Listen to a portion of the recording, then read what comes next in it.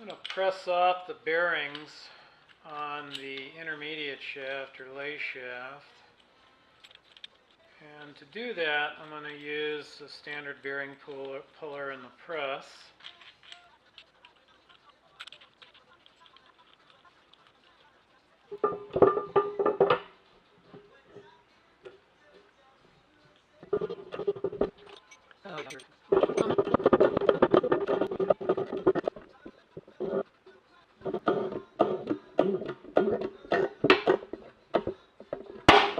There we go.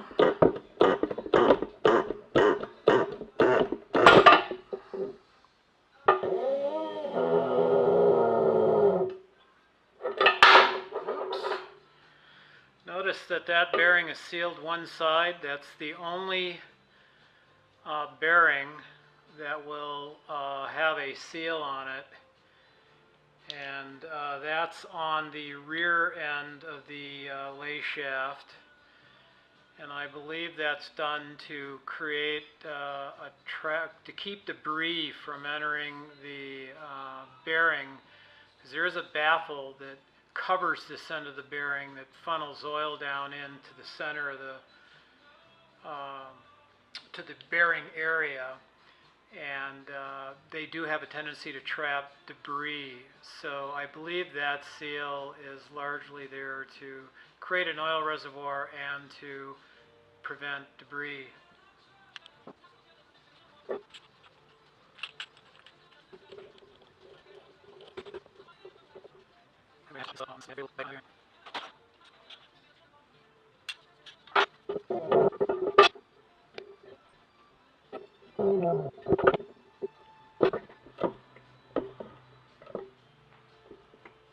Oh, there we go.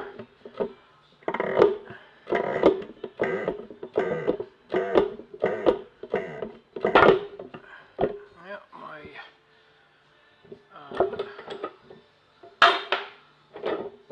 bearing puller spread a little on me there.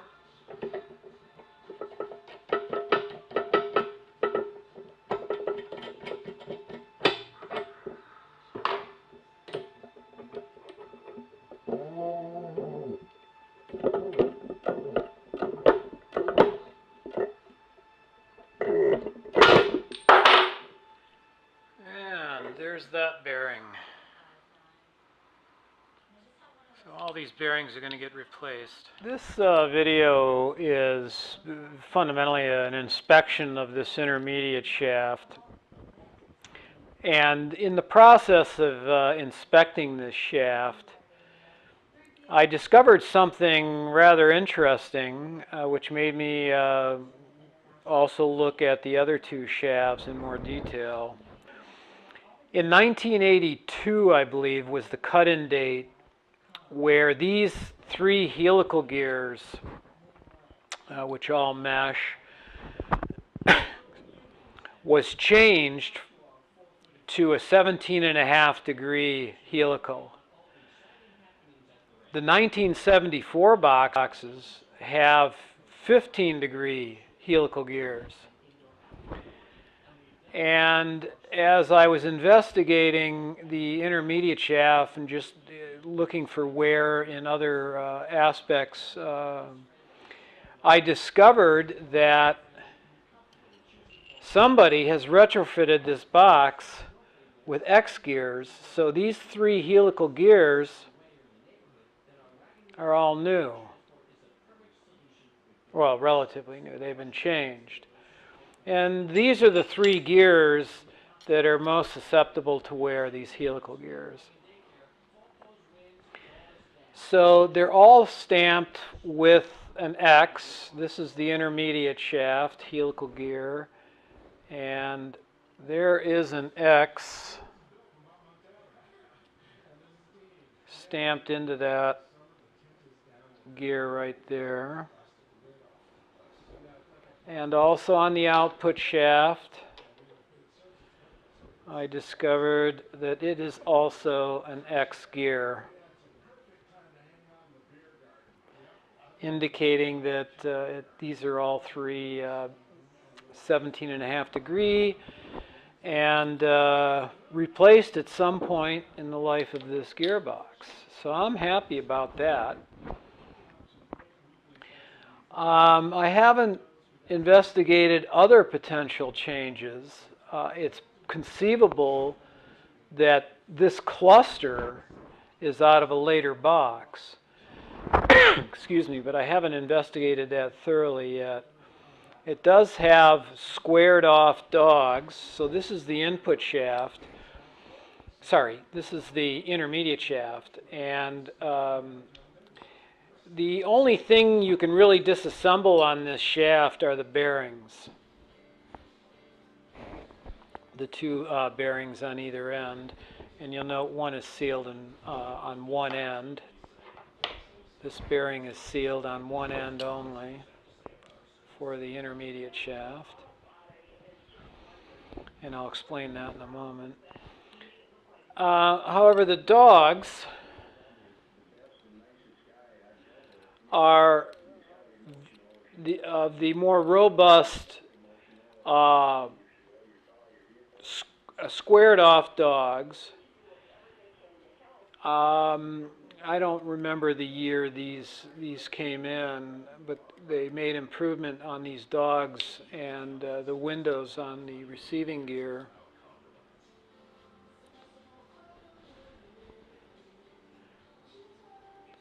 But these dogs show very, very little wear, and I have good contact on all the dogs, so the force is being distributed on all four dogs. So I have a good bearing on that dog with the rotating gear. And I don't think the video is going to pick it up, but very, very minimal wear where the dogs contact the windows on the rotating gear. So very, very pleased with the health and state of these shafts and these gears. These look like very little used shafts and gears. On the intermediate shaft, there's one bearing that has a seal on one end of it. The other end is open. This bearing fits into this bore in the cover. You have to heat the cover in order to release the bearing on all three shafts. Remove them, but what I want to explain is why this bearing is sealed, why I believe this, or I think this bearing is sealed. From my research and reading, there is an oil passage right through here.